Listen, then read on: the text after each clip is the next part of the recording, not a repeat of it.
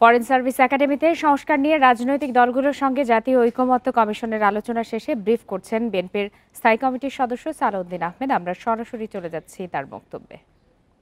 কারণ আমরা মনে করি দুদকের জবাবদিহিতা, দুদকের ট্রান্সপারেন্সি এখনো পর্যন্ত এস্টাবলিশড হয় নাই। এই দুদককে অনেক বেশি ট্রান্সপারেন্ট হতে হবে, অ্যাকাউন্টেবল হতে হবে।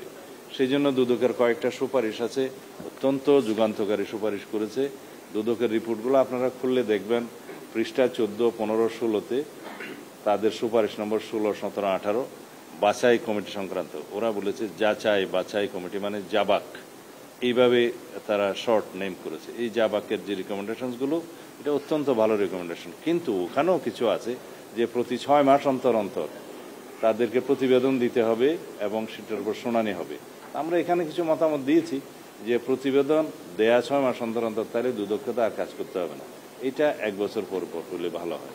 এবং সেই শুনানির ক্ষেত্রে অনুসন্ধানের অধীন যে সমস্ত মামলা, সেগুলো শুনানি করলে একটু আইনানুগভাবে অসুবিধা আছে। এই সমস্ত মতামত আমরা দিয়েছি।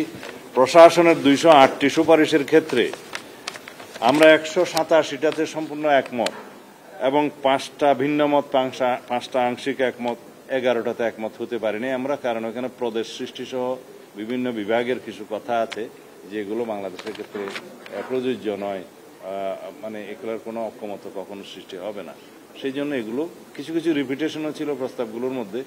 সেই প্রশাসন সংস্কার বিষয়ক যে কমিশন, তাদের রিপোর্টটা খুব একটা রিচ ছিল বলে আমার মনে হয়নি, এবং এখানে কিছু কিছু বিষয় সাংঘর্ষিক আছে। যাই হোক, সেই বিষয়ে আমি ডিটেল যাব না। অ্যাপিলেট ডিভিশনের একটা জাজমেন্টের বিপরীতেও তাদের একটা সুপারিশ আছে, সেটা আমরা বলেছি অ্যাপিলেট ডিভিশনের জাজমেন্টটা আপেল রাখা উচিত।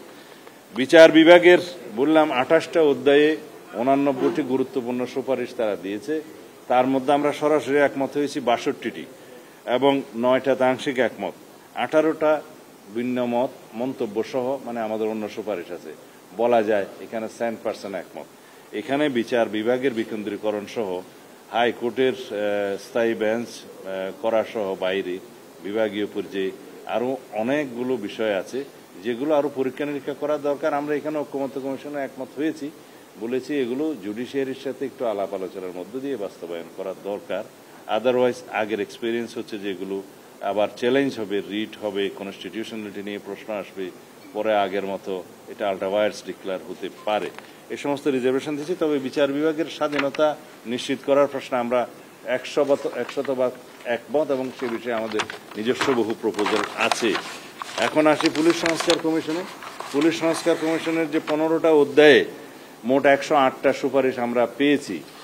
আজকেও আমরা গুণে দেখেছি, কিন্তু এখানে এই সুপারিশের বাইরে একটা সুপারিশ ছিল যেটা এখানে জাতীয় ঐকমত্য কমিশনে আমরা একমত হয়েছি সবাই মিলে।